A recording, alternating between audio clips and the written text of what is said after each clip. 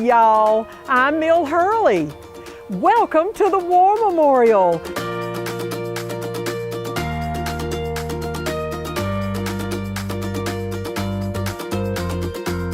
We are going to explore plants outside and inside.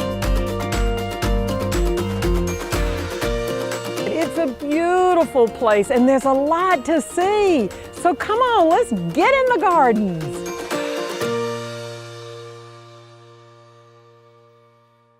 Will you tell me a little bit about what got you involved here at the War Memorial? Well, I started doing the show 15 years ago, and that's been one of the best ways I've gotten to know the grounds of the War Memorial. One of my first shows was just walking around the grounds of the War Memorial and explaining what was what and exploring that with the cameras and the crews, and that was fun many years ago.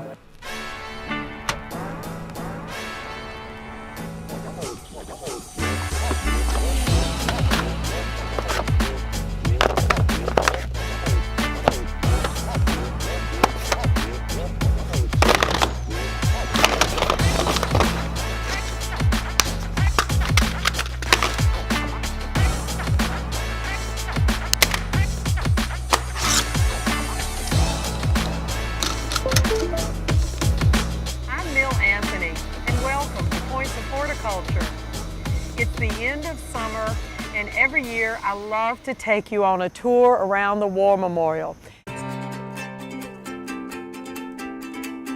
We're in the front courtyard of the War Memorial.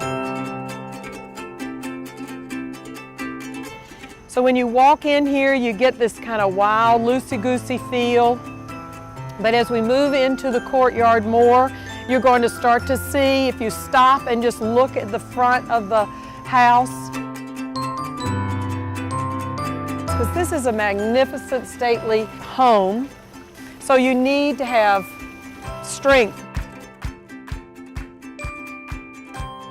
Here we are in the trial gardens again. They were started in 1952. Don't forget to tuck yourself over in this corner. This is where a lot of the brides come and have their pictures taken. So, once again, the War Memorial has lots to see. They love for you to come down. It's a great place to come and look at the lake and enjoy yourself and relax. This is Mill Anthony with Points of Horticulture. I'll see you next time.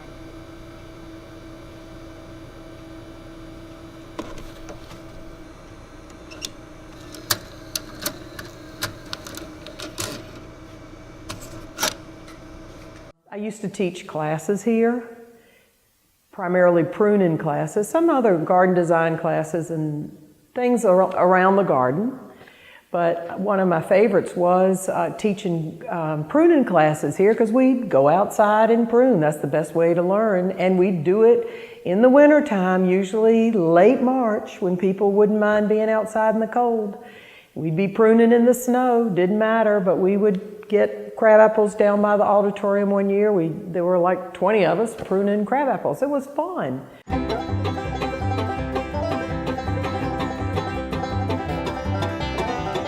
You know what?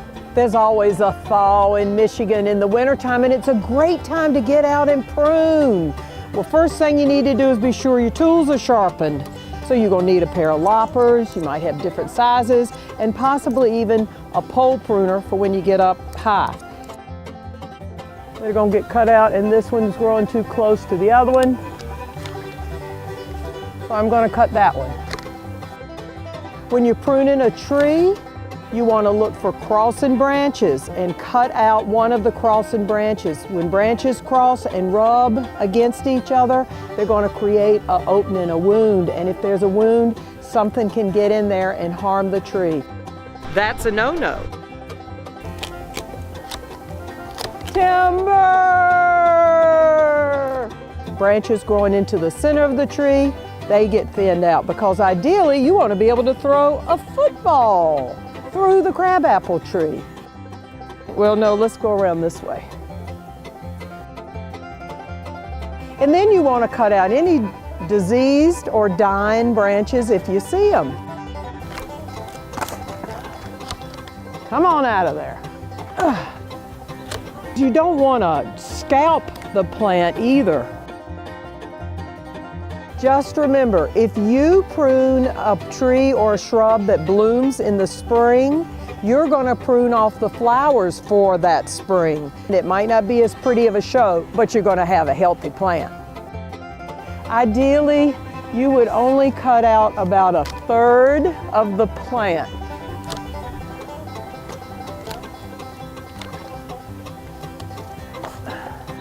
So many of you are scared to prune, but you need to try.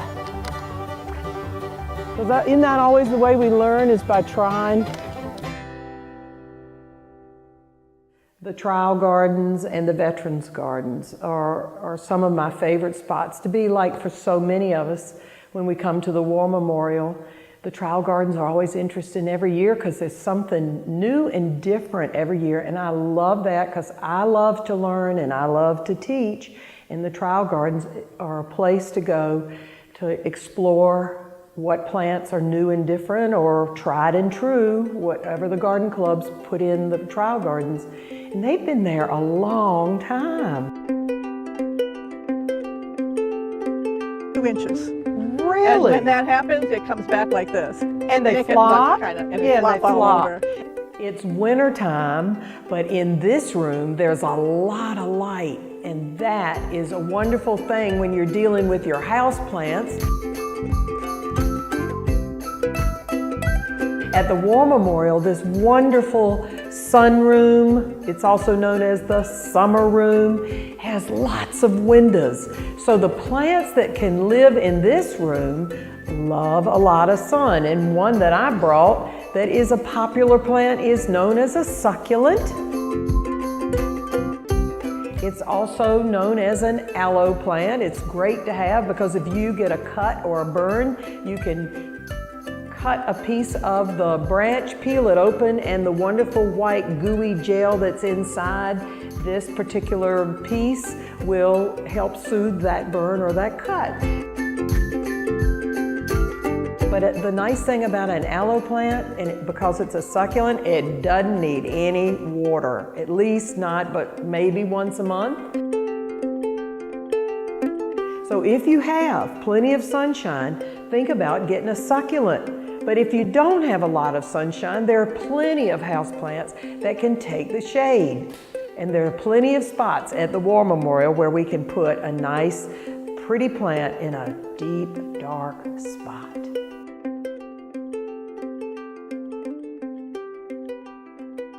So when you're here, do you kind of feel that kind of sense of history when you're here?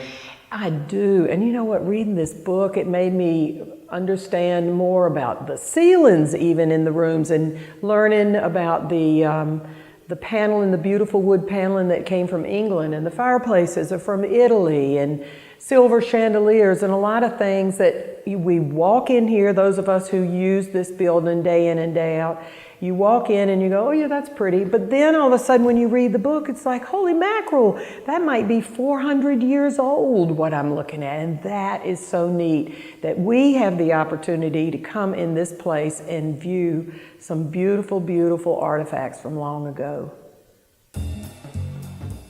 This room needs a little sprucing up with something.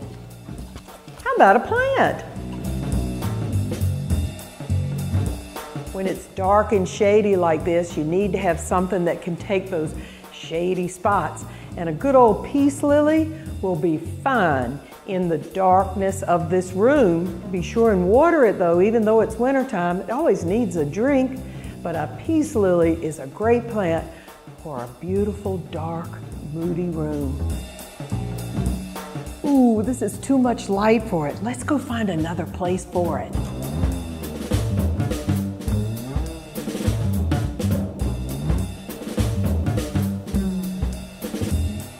Hey, Charles. Word up, Mel.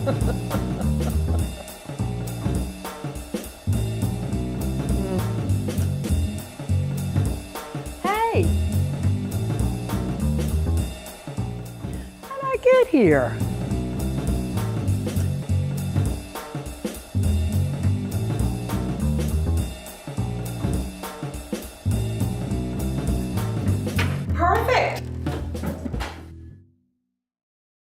Well, I think because we have our WMTV here, and it gives me the opportunity to share what I know, and it gives me the opportunity to learn from interviewing other people and going to other places to explore and then share with our community. That's the part I love, as well as I mentioned earlier, the trial gardens and the veterans gardens and that space here at the War Memorial that's fun. And I love when I'm out on the lawn for the concerts in the summer, or just to go out and walk on the lawn and go out and look at that lake. I love Lake St. Clair. So it's a joy to get out on the lawn and enjoy that beautiful water view. All of it is beautiful, and I'm very thankful that I get to be a part of the War Memorial through our TV station. All right, well, tell me when. Is that good? That was great. Okay. You got stuff. All right, take two. Let's go. Yeah. Take. Well, hello, Brian. Hi, Bill. You rolling? Hadn't it been great? What a beautiful place. And now you have your homework and what you need to do to make your plants healthy and happy and beautiful. Thanks for joining me. I'll see you in the gardens next time.